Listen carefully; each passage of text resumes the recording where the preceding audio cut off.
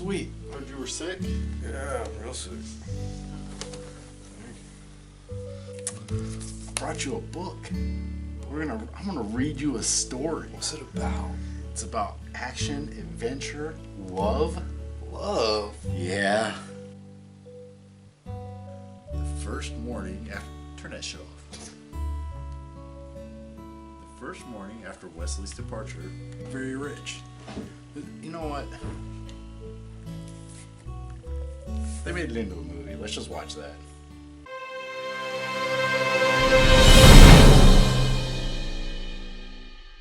Welcome to the movie night with PulpMythos. This is the review for The Princess Bride, as requested by Mr. Spencer. Definitely one of his favorite movies, a movie I really enjoy also. I'm Brian, this is Spencer, and this is PulpMythos, if you're new. So we're going to get right into the review. I hope you enjoyed our little intro. So we're basically going to just talk about what we like in the film. Those of you who've never seen this film, it's going to be full spoilers, and if you've It came out in 1987. Exactly. It's almost 30 years old if you haven't seen this film by now. Turn on to ABC Family on the weekend. Yeah, it's always on. That and Harry Potter. Yes. Sorry. So if you've not seen the film, go watch it and then come back and check out our review and see if you agree or disagree with what we're going to say. And always use the comment section to discuss your thoughts on the film as well. And mention if you have any ideas for future film reviews. So we're going to go ahead and get started. When I was a kid, one of the things I liked about the film was definitely the fact that you had Fred Savage sort of guiding you through the movie. Yeah, because as a kid, I watched The Wonder Years. So, like, when I watched this movie, Yeah. you're thinking, Exactly. you know, it automatically, you put two Well, and two Wonder together, Years and then films like Little Monsters, Yeah. and you had all these.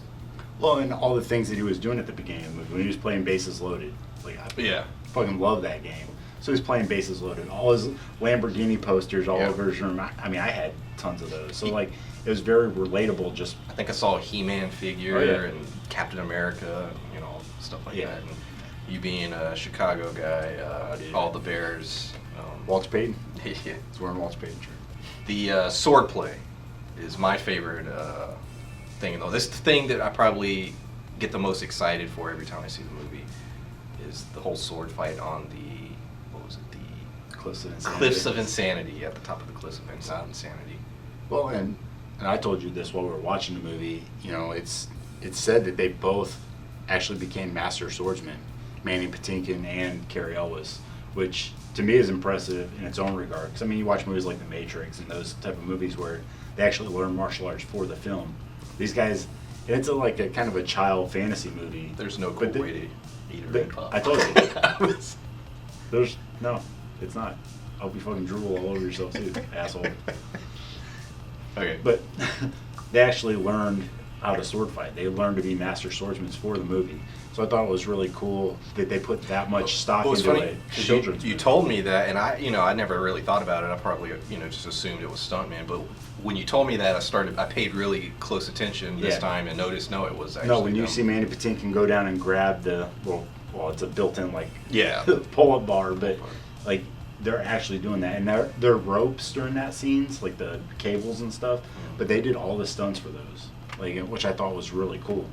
You know, it shows that they were truly dedicated to the role, and even as it's kind of a silly fantasy role, but they really bought into it, and I really enjoyed that part. The scene that most people talk about whenever you mention the film is the Battle of Wits. That's probably the classic scene that Hollywood. The scene, which, yeah, that there's like this is what the film's known for.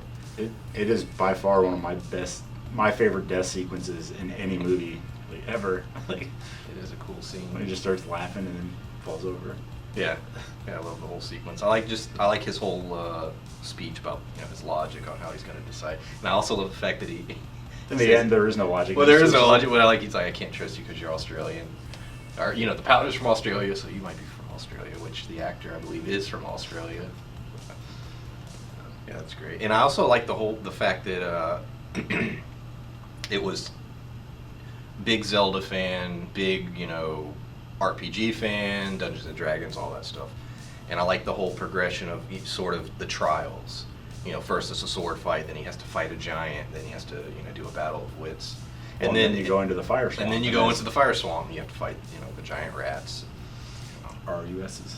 Yeah, exactly. Rats of unusual size. So I always thought that was cool. And you've read the whole book, right? I've read 2/3 of it. Oh, I didn't finish the last part. And then the last part is actually, he wrote a sequel to it, and it was like a story about Buttercup.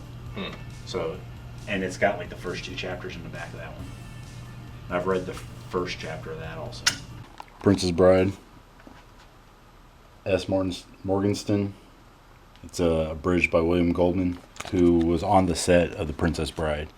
Kind of helped keep the movie closer to his abridged version. This is a really cool book that Brian got me for Christmas. And it's like I said, it's got a map of the area. It's an actual area in France, which in the longer version by S. Morgenstern, it's 1,300 pages, and he goes into a lot more detail about the area, which in the book doesn't really matter as much. But, the intro is by William Goldman, and he talks about all the different stuff that happened on set, Andre the Giant, and how big of a kid he actually is in real life too. So, really good book. The whole film is all about adventure and all that stuff, but at the center of it is the romance, obviously. And we talked about this before. To me, it feels like a romantic comedy that I can actually tolerate. There's a lot of comedic parts, but and like you said, in the end, it's really about Buttercup and Wesley. The film is solid. It reminds me a lot of Star Wars: A New Hope, in that it's a very contained story. That obviously Star Wars had many sequels and prequels, but A New Hope by itself is a very well-told, contained story, and this film does the same thing. And the final act is really well done. From the torture sequence that leads all the way to the finale. The last third of the movie is, to me, because the first half is kind of a little bit more. It's not serious. The whole movie's not that serious, but it's a little bit more serious with a couple one-liners in it. But the rest of it is just such slight humor. Yeah. That it's just like little things. Well, Humperdinck. Oh, it's so good. It's so good because he never outright says a joke, really, but the way he presents everything is completely. Well, when the gatekeeper, the guy who had the key, walks up to him, and he comes in and talks to him. He puts his hand on his chair and he just looks at him. Yeah. And then he pulls his hand back. Andre the Giant, was very popular wrestler. Still is looked at as a legend in wrestling. But it's funny when you say Andre the Giant, you always think Princess Bride. That is. Think of Fezzik. That's it. Yeah. That's and it's funny because the amount of merchandise out these days, that feature Andre the Giant in that part, whether it's on a T-shirt, cups, posters, everything these days. Yeah. Well, it's cool because in the preface of the book, it's William Goldman. It's him on set, and it talks about how Andre was. Rob Reiner and all of them. They'd all bring their kids, and Andre the Giant would just be carrying 5-6 kids around with him. They're just climbing them but he was always smiling and happy. He was a very happy person in real life. And they mentioned a part in the book where he took his hand, and Robin Wright, because they were filming and stuff, and she was like freezing during several different scenes where she was cold and stuff, and he would just take his hand and put it over her entire head to keep her warm. In the end of the film, we have a bunch of funny stuff happens, but we have my favorite part is the fact that Andre the Giant sword gets lost. Yeah, he's just it's like, where'd he go? He breaks the door down and he's confused. And well, yeah, because he put Wesley up against that suit of armor, and then he's like, you just see him wander off. Because then Count Rugen and Inigo stuff happens first, fight, and that's an amazing sword, just about Will, and he wants revenge that bad that he's just like, no. And that goes back and forth, and that's to me, that one wasn't funny. That one felt... Especially the final line. Yeah. I loved it. He's like, well, I'll give you anything, just, what do you want? And he's just like, I want my father back, you son of a bitch. Yeah. That was a great line. And it's funny, for as lighthearted as the movie was, that moment was serious, very... Yeah, because, he, and if you notice, too, when he's deflecting those shots, when he was hitting Count Rugen, he hit him in the same spot that he got stabbed. Yeah. Hit him in the shoulder and then in the bicep. And then he sliced his face. And then he stabbed him through the stomach, up through the heart. So he caught him. So he killed him with pretty much the same damage that he inflicted on him. Yeah. Which I thought was cool. And then you had Carrie Ellis and Prince Humperdinck and that whole sequence and going back and forth, him trying to call his bluff and then his little prance over to the chair.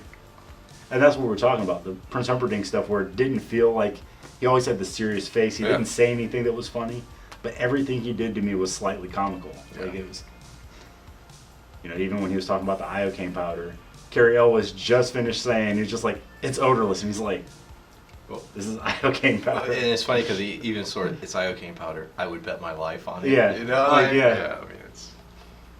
Yeah, and then, you got the final sequence where they just escape on the horses together. And you finally found out where Andre the Giant was. Yeah. Fezzik went and got horses. 4 white horses. And the best part about that, too, is as much as they were into the practical effects, you got this, normal sized man and Andre the Giant clothes, right? Because Andre the Giant would kill a fucking horse.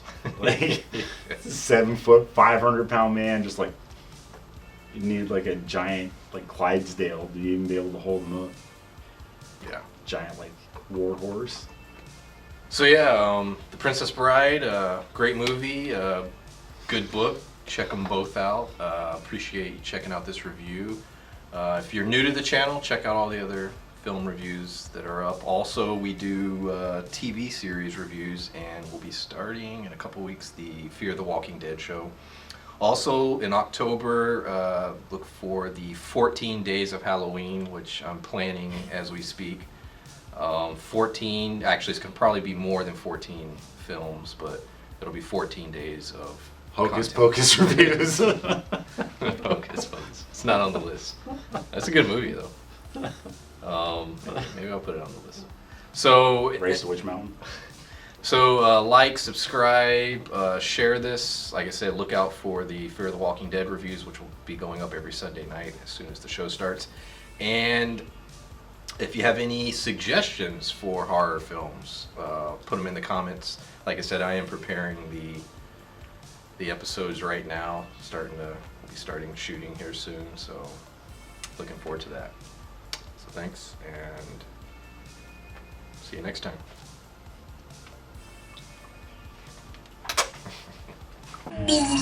Oh, get it all up. That's like split pea soup. Oh, man. You didn't tell me the guy from Liar Liar was in it. This is how him and the mom originally met. Yeah. That's great. Story of true love and the claw. Oh! You're gonna get the claw.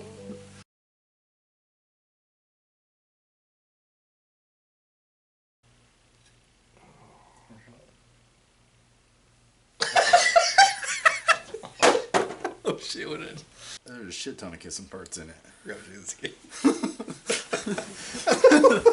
That pisses me off a lot. What pisses you off? Her face. Fucking goddamn ring pops.